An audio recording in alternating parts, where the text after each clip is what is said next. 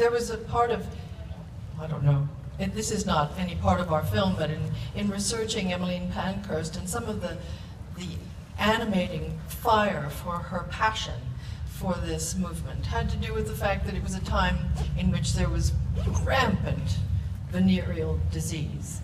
And a woman, if she were found guilty of adultery once, could be divorced and lose her children, her property, everything she brought to the marriage, everything. She'd be out on the street.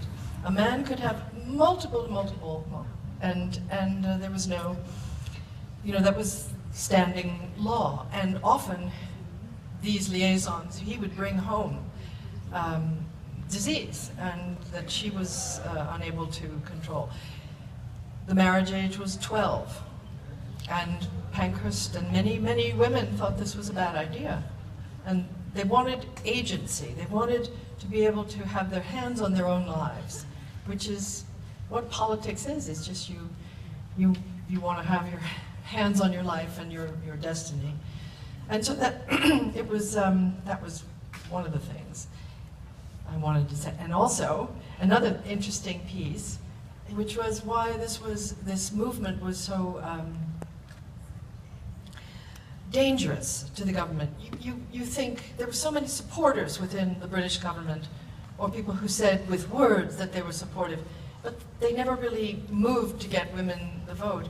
And part of that had to do with the fact that this movement was one of the only ones in British society where women of the very low class, prostitutes, actresses, almost the same thing, middle class women who were working in the mills, would rub elbows with the upper classes, and that was incredibly dangerous to the sort of form of British society, which had strictly adhered to rules of class. And that was the order that was understood. And this movement of women crossed all sorts of boundaries. It's sort of, in a way, analogous to the way that the women's movement now is global. And women from other countries, other cultures, take courage from films like this. They really do. And we are all in the same conversation.